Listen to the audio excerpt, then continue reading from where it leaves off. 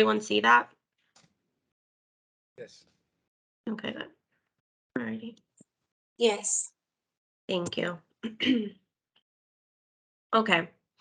So in this presentation, overall, we're going to be reviewing the Hamilton project, kind of the requirements to our program, and from start to finish, we'll go over what the home ownership process would entitle.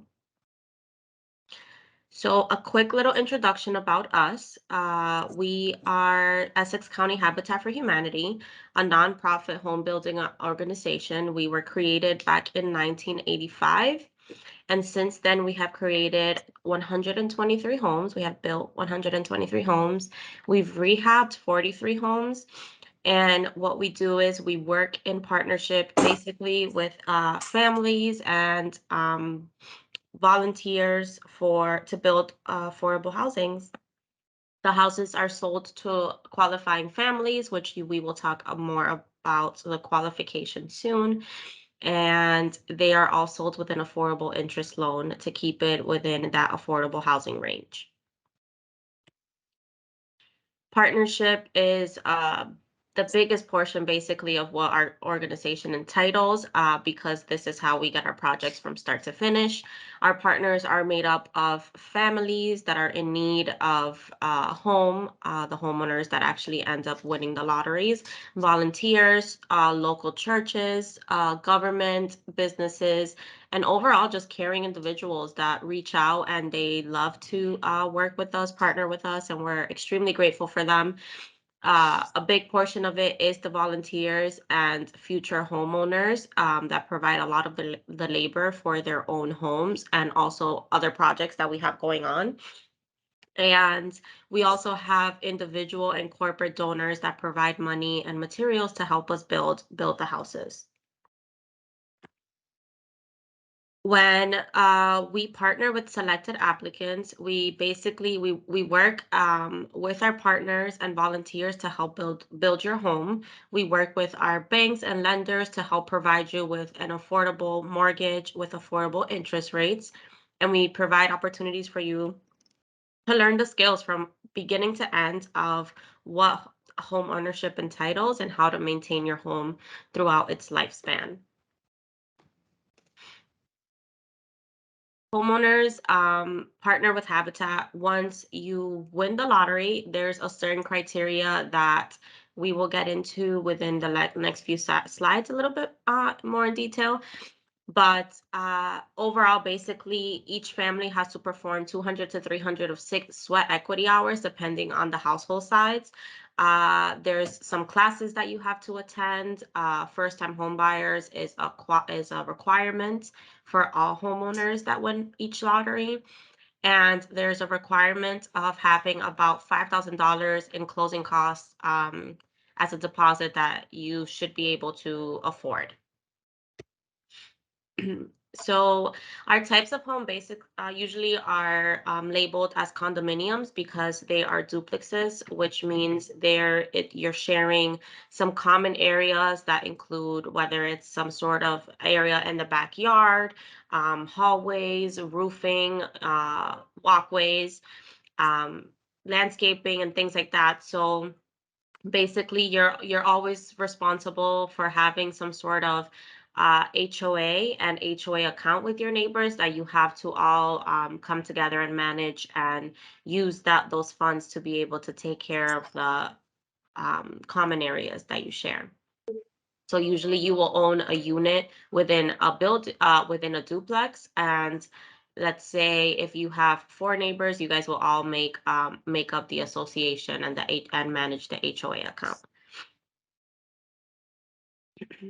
So sweat equity, to get a little bit more into that, it's basically a form of down payment for your home, and you do it by volunteering hours while your home is being built. So your hours have to be fully done before closing, and it gives you plenty of time due to construction time. So usually construction can take from anywhere from 12 to 16 months.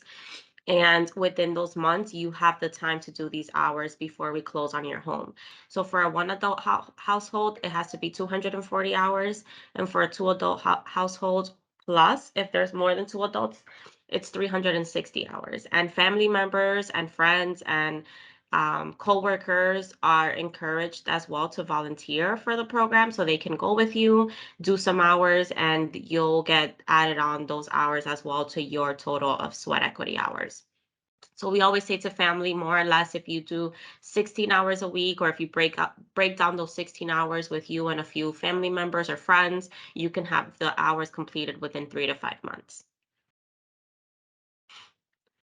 The different ways you can earn the sweat equity hours are you can assist with the construction of your home, like I mentioned, or any other projects that we have going on. You can attend workshop classes and seminars. So anything that has to do along the home ownership process or just helping you out with some financial skills or anything that would be beneficial for a homeowner will count as hours as well. You can go to the sites and make lunches for volunteers and spend a few hours with them, or spend a lunch hour with them, and that can count it as a sweat equity hour as well. You can help us with any sort of special, either fundraising events or any other agency approved activities that we have going on. You can come and attend them, and that will also count as sweat equity hours. So there's definitely different routes that you can add those hours as well.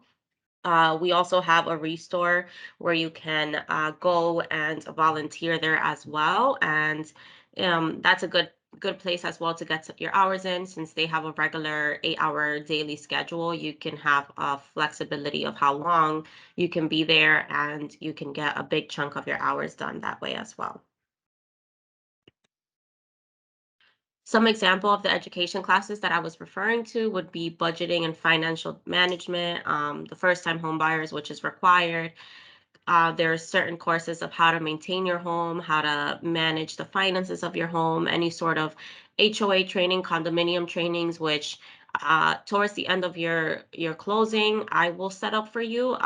If you and your unit neighbors decide to set up an HOA with us, then we can, I will set that up with the bank, and the bank will provide the condominium training so you guys know more or less how the process works to run an HOA. So there's a few, like I mentioned earlier, financial obligations when buying a Habitat home. So there is a 5,000 closing cost, which that closing cost would cover the fees for recording all the documents, all the closing documents for your property, taxes and condo fee payments for that year.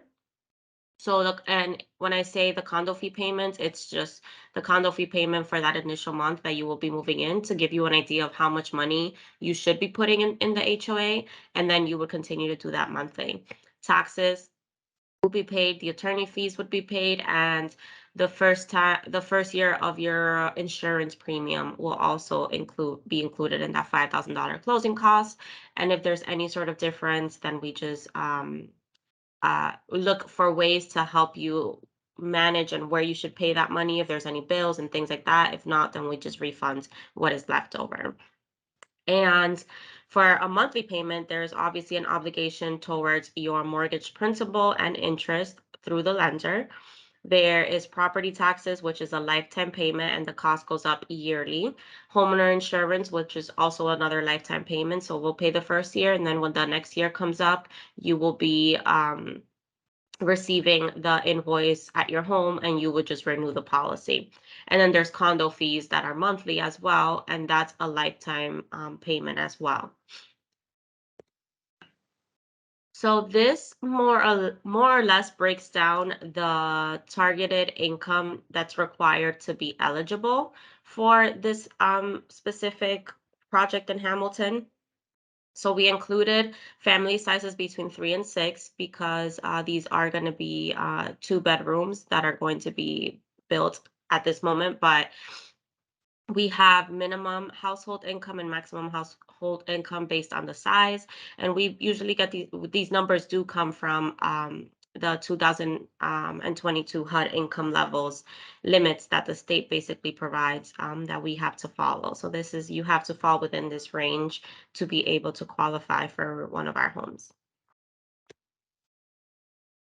Income is, everyone that is 18 plus in the home, their income, if they receive any sort of income, their income counts. So income can range, it can be anything from wages from an actual job or salaries, any sort of bonuses, overtime, tips, any payments from the state, social security, disability payments, annuities, and unemployment as well, workers comp, any sort of state benefit that you're getting is a sort of income. Child support is a sort of income as well, and any sort of net income from any self run businesses as well is another form of income. There is an asset limit to how much you can have in assets, and we cap it at 75,000, and that includes your bank accounts, retirement accounts, stocks, things like that. Anything that you own, anything that you are accruing, we cap it at 75,000 to what you can have as an asset. First-time home buyers. To be a first-time home buyer, you must be the first individual or it household which no household member has owned any sort of, has had ownership interest in a principal residence at any time during the 3-year period prior to the date of qualification. So you must be a first-time home buyer to obviously qualify for our program, and yeah, that's pretty self-explanatory. Um, how does Habitat select family? So this is our application process that we have listed here, and then the kind of the selection criteria that we use to, sorry, there's someone in the lobby. I just want to let them in. Okay. So the application process, basically you complete the application. We make sure that all the documents that are required, that we have a part of your application. That is very important to be able to get you quickly into the second portion of our application process, which is the credit and financial check. So we'll do a full credit financial check. And if all qualifies, then our board members will meet and set up a home visit where we will assess your housing need. And then we kind of focus on, obviously, when we do like credit and financial check, it's the ability to pay, and also your willingness to partner. So your willingness to do your sweat equity hours, your willingness to be part of marketing materials, which I'll explain a little later, how that is very important as well, because that's for our donors. That's how we receive our money. That's how we market, what we do, so we can receive more volunteers and more donors and keep the program going and growing. So for housing need criteria, these are a few examples of what I refer to when I say housing needs. And let's say the size of your living conditions, if there's any overcrowding, if there's any hazardous, like structural or safety issues that you might be living in. We make sure that we assess if it's like temporary housing, if you're constantly moving, if you don't have a stable home, if we assess that you're not able to obtain a conventional loan. That's something we take into consideration. And also, if you are paying more than 40% of the monthly income for your housing, we also take that into consideration as well. So for income, ability to pay, these are a few examples of what I mean by that. And it's just basically, overall, you must be able to afford approximately 1,400 to 1,800 a month in housing costs. So we assess that you're able to sustain that sort of mortgage payment every month. And in that mortgage payment, we that housing cost includes like your monthly mortgage that's taken from your home loan, that's going to be 30 years with an affordable interest. Your monthly escrow payments that include taxes, insurance, and maintenance. So condo fees, basically. This is where the HOA fees will come in. And property taxes, which changes a little bit every year due to the changes in city income as well. So, in addition to your monthly mortgage payment, there's also going to be monthly utilities that we take into consideration: water, sewer, electric, gas, any sort of utility bills that we take into consideration that you will have to be responsible for. We look at the total household income to see if applicants meet the HUD limit income, which was that chart that I just showed you guys, and how the and that chart shows the family income that's between that 40 and 60 medium income range, which is what we focus on. For ability to pay, we assess that debt is not too excessive, that you cannot have more than 40% debt to asset ratio. Your current housing expenses are paid on time. So this is basically the credit check. We assess that you pay your bills on time, that your credit is decent enough to prove that you can pay that amount in mortgage. There must be no liens or judgments under your name. And we, again, like I said, we analyze credit to see if there's a consistent payment history. And for the liens and judgments, that's um, to not be under your name. That's liens and judgments are for other properties. So we assess that there's nothing on record under your name that you owe any sort of money, or that you own any sort of other property as well. Willingness to partner. There's basically three different major points that we focus on. First of all is overall understanding that the habitat mission and our home ownership program, how the sweat equity hours are required, the responsibilities of yourself as a homeowner. We focus a lot on being able to commit to the ongoing photos and the marketing material for our future donors. In the beginning process, we focus on how eager you are to apply for our program. Make sure that all your documents are completed and necessary, and submitted on time, and that you are fully engaged and ready for our volunteers to go do that home visit and be able to assess your need of housing. We In the agreement, you agree to make your timely monthly mortgage payments with the lenders that we work with. Keep your property well maintained. Manage that HOA so you can properly maintain your home, and also the area of your common areas as well with your neighbors, which is important to keep the property well maintained. There is a few ways that you can get disqualified from our program, and it's one of them is if you're not interested in living, obviously, in the location that we are building in. These projects are going to be in Hamilton, Mass, the ones coming up. If you have any liens, any judgments against you, which I mentioned in the last slide.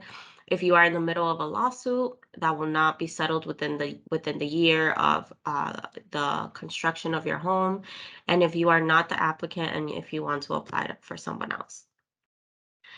Few reasons that you will get denied after the process is the lack of need for affordable housing. So if you do have sufficient income and are able to maintain a conventional mortgage, if your living conditions are sustainable and comfortable, and there's no safety hazards, then that's a reason for denial.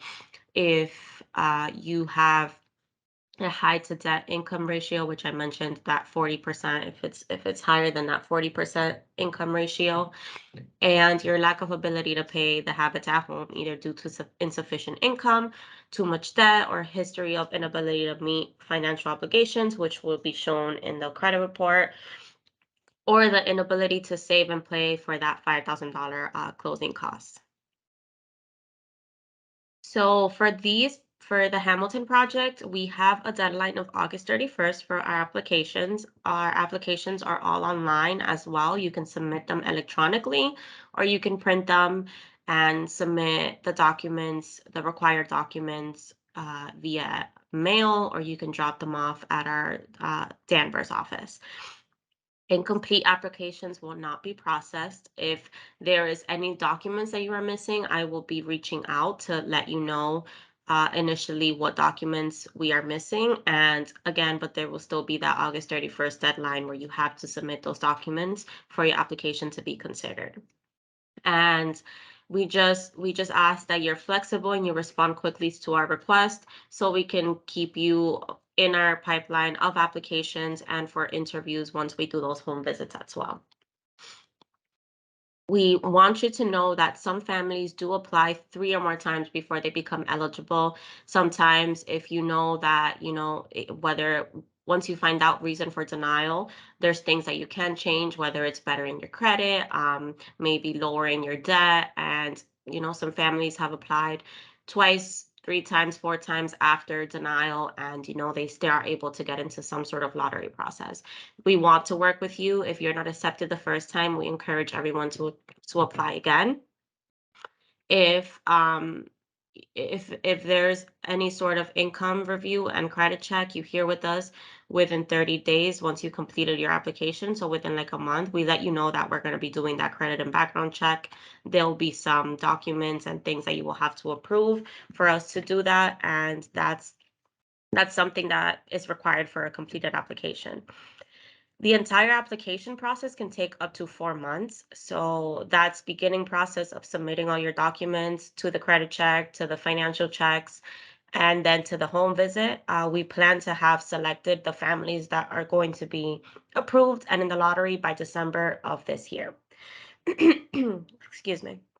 And all households that qualify by income, credit, and housing will be entered into the lottery at that point. So December 22nd. And let me just share my screen. And now we can open up the floor for questions if anyone has questions. I haven't been looking at the chat, so I'm not sure if I have anyone a has. question. Yep. Mm. Hi, my name is Mariama, and I live in Lynn. Mm-hmm.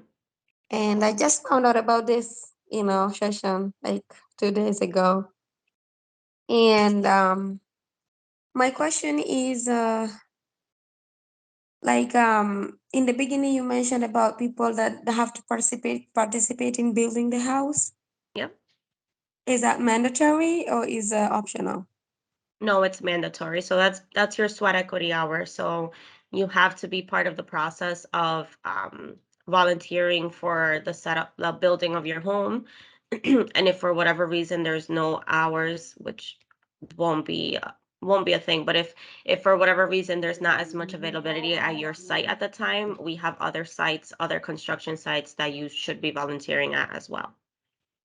Okay, because let's say if I work full time and do I have to do it, or like let's say I can have somebody do it for me? Let's say if I don't have time because I work full time and I have kids and Yeah, that. so if you work, no, yeah, I mean, if you work full time, there we have Saturdays also as well as an option. So Saturdays you can volunteer, and you can have other family members that are available, or friends volunteer for you as well throughout the week while you're at work. But we do encourage the homeowners to, make some time at least for availability, because you do get to build that connection with your excuse my dog, sorry. You build Okay. that connection with the volunteers and you're able to see the process of your home. So we encourage you to be available like as many hours as you can, to volunteer, even if it's just Saturdays. Usually, how long would it take for a house to finish building? 12 to 16 months, so over a year. Okay. Okay. So another question I have. So this volunteering, does it has to apply with the down payment or what the person has to put down as a down payment? No, so your volunteering hours counts as your down payment. So usually a regular down Toward the payment for 5,000, if I plus the understand. 5,000. Oh, okay.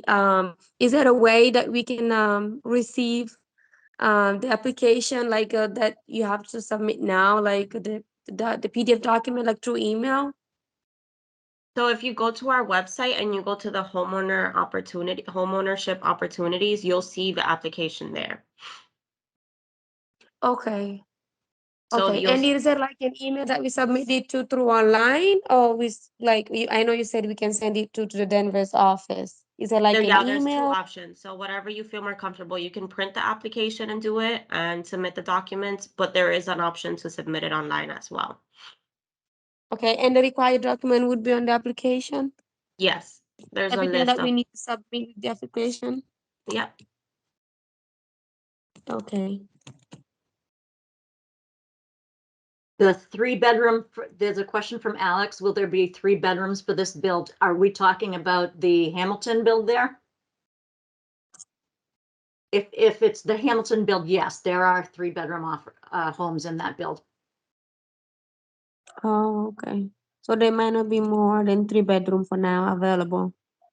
Well, in Hamilton, there's 2 bedrooms and 3 bedrooms. The Hamilton is going to be built in 2 phases because it's a big project. There's 10 homes there. The first half of it that's starting right now is 2 3 bedrooms and 2 2 bedrooms. And then in about a year, give or take, we're going to be starting phase 2, which will be 2 more 3 bedroom homes and 4 1 bedroom homes. And that will be a Okay. separate lottery for that, for the second half of the phase.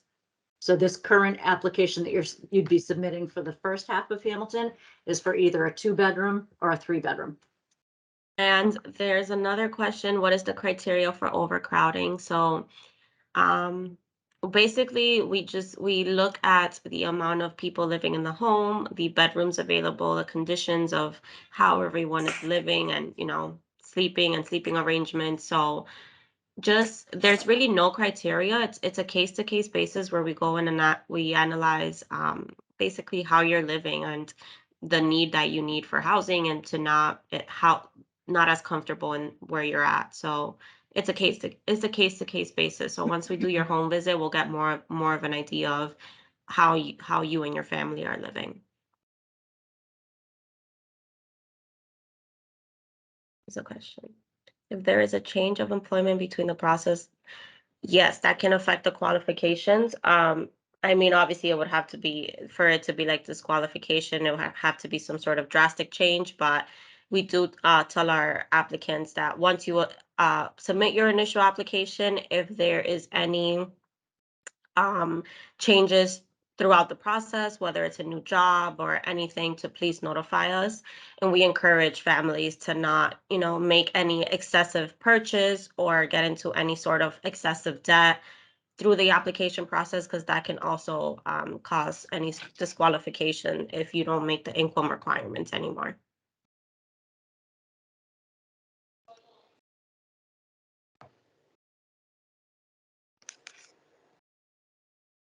Any other questions?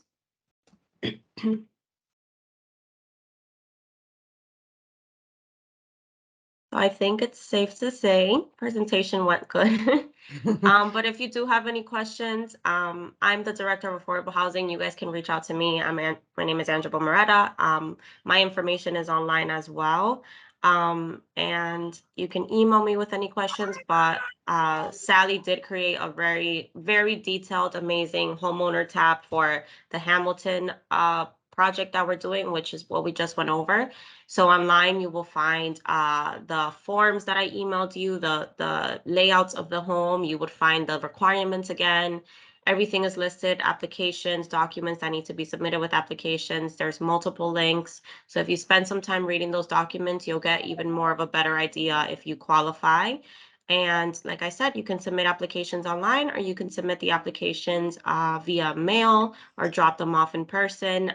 We have a office manager, Pamela, that she's there throughout the week till 1:30 p.m. every day from 8:30 to 1:30, and she will grab those applications and stack them up and leave them for me at my desk. So yeah, and the deadline is the end of this month. So if you are looking to apply, I would do that as soon as possible, just so we know if there's any documents that you're missing before then, you can have everything submitted. I do actually, Angelo, I do have a Yep. question. I'm actually starting a new position at my job in 2 weeks. So the Mhm. pay will increase, but I'll still meet the income guidelines. how would I fill out the paperwork then? So fill it out with your current information. If you're going to submit it as soon as possible, fill it out with your current information. And then once that raise kicks in, you would have to call us, let me know the changes in the finances, and then submit your first pay stub that reflects that change. Okay, and another question. Say years down the line, if we want to move or sell the house, how can we sell it, or how does that work? Yeah, Is there, so there's going to be a lifetime affordability restriction on the home. So you could sell, but you would have to, you wouldn't sell at regular market rate. You would have to sell at the affordable housing rate. So there's a restriction and there's restrictions on the home where it says that you shouldn't be obviously like winning a lottery and then renting out the home to other people. So the homes are for people that are in need of the home, so we wouldn't Mhm. want anyone, buying getting winning one of our homes just to rent it off and Right. make an income off it. But down the line, yes, you can sell, but there are still going to be affordability restrictions and you won't be able to sell at regular market rate. Okay, but you guys Can we provide have us. your email, please? Yep, I'll write it in the chat. Thank you. So I have a question. Yep. Uh, I used to work with And a New York, like staffing agency. contracting. I used to work with a staffing agency. So you're asking about the job to see how many years you did in that job. So for the staffing, you change the job, but with the same staffing, how can I do to renew that all the staff, all the pay staff? So if you started a new job, I'm sorry, I didn't. So I say I started a new job, but all the time I used to work with a staffing agency. I'm not permanent in one uh, company. So as a requirement, how Um, to I do? think Yeah. that would have to be something we'll discuss once we review. So I would have to take a look at your employment history. And maybe we can receive some sort of document from the staffing agency to let us know what the process is. But there's a need to for us to assess that you always do have some sort of stable income to be able to pay a mortgage. So as long as you can kind of back up that you have been working and not unemployed for periods, I think it would be okay. But we can talk about that more in further in between us, depending on how the employment history looks. Okay. And another concern is about the rent. With the money I used to get at the end of the month is almost 2040, 2,400. So, and the house cost 2,000.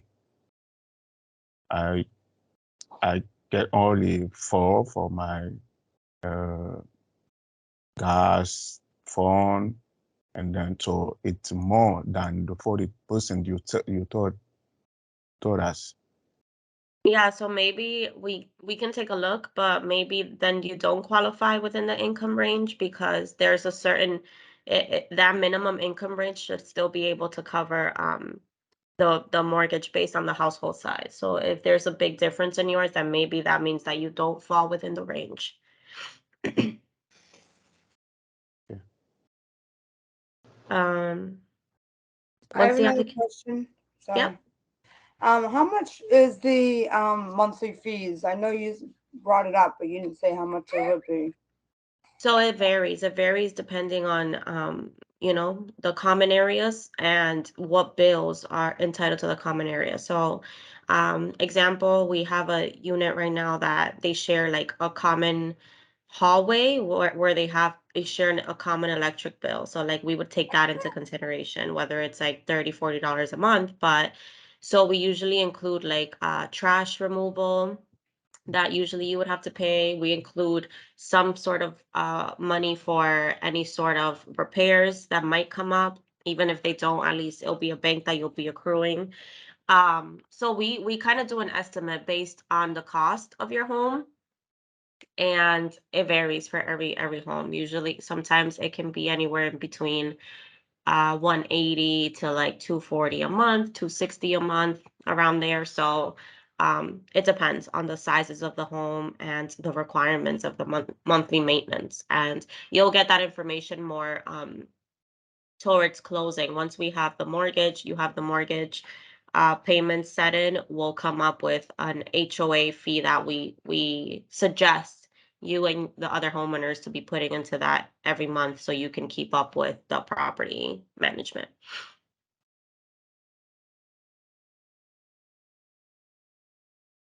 So Lauren asked, once the application is received and reviewed, how long after would someone know if they were put into the lottery? So basically, you would know throughout the process prior to December, because we would have to be connecting regarding financial checks. So you would know if you passed the financial credit check, and if you did, you would know that then we'll be scheduling a home visit with you. So you'll be kept up to date throughout the process. So hopefully, what we plan is by December, we'll have a full all home visits done for the final applicants that made it through the financial portion of it and the housing need and all they met all the criteria. And then we'll have a final list of applicants that made it through all portions of the application by December, and those are going to be the applicants that will submit into the lottery. So we'll select them. So you'll know throughout the process if you're one of them, as we go, and we filter out, applicants that may not qualify and then applicants that do.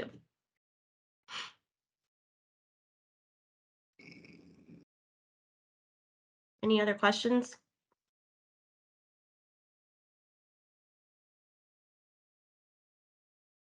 After the lottery, is there like a wait list depending on how many applicants there are? So there's no wait list. There's no limit to how many applicants we can put in a lottery, but you do have the option if you, for whatever reason, don't qualify at the time. Like we mentioned, you can reapply, or if you do qualify and and you're put into this lottery, but you're not selected as an applicant, you're welcome to, we keep your application, your approved application on file for a year, and if nothing has changed within your application, whether it's income, debt, if nothing drastically has changed, then we can submit you into any other lotteries that we have within a year that you would like to be submitted to. So there's no wait list, but you can definitely be on, waiting for any other lottery. If you were already approved and not selected for this one, you have the option of being in any other ones that we have coming up if you'd like.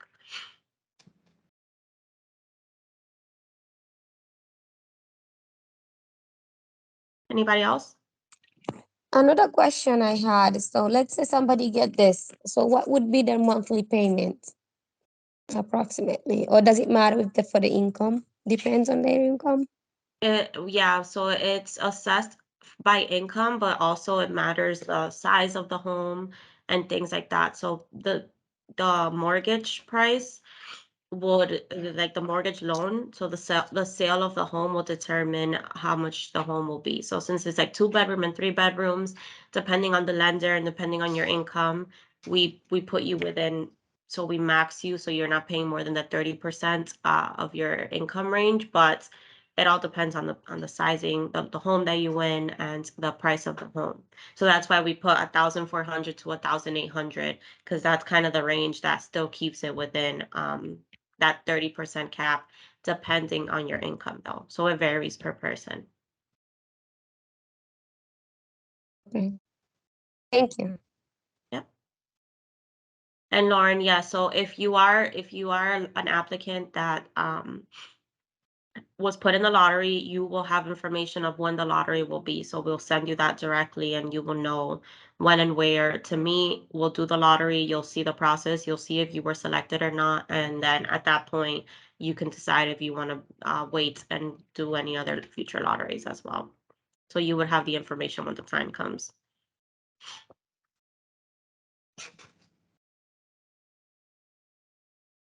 Anybody else? I do have a question. Sorry. I'm looking at the brochure for the qualified house income. It's gonna be me and my daughter, but there's only one income. Do I go by household size 1 or 2? Your household size is the amount of people that are living in the home, so two. Okay. But the income is just anyone that's making income in the home that's 18 plus. That's the income that we count. Okay. All right. Thank you. So another question, are these houses like, is it included there, like water, electricity, within the monthly rent, would everything be included?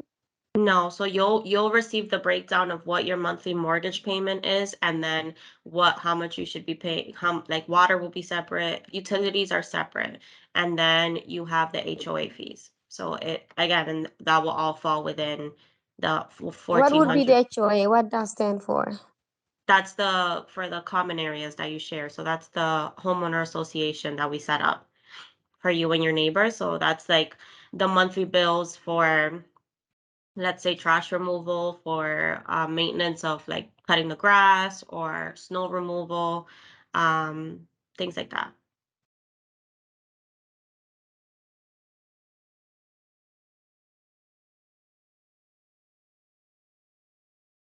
Any other questions?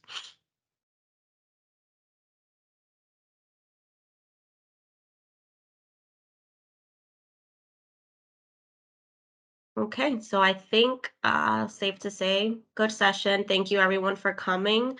If you have any other questions, I did include my contact information. Email is always best if you'd like an immediate response. So uh, you guys can reach out if you have any other questions. And like I said, all our documents are online. And I think that's all. You guys can have a great Saturday. Thank you for coming. Thank you. Thank you. Thank Thank you. you so much. Bye-bye. Bye.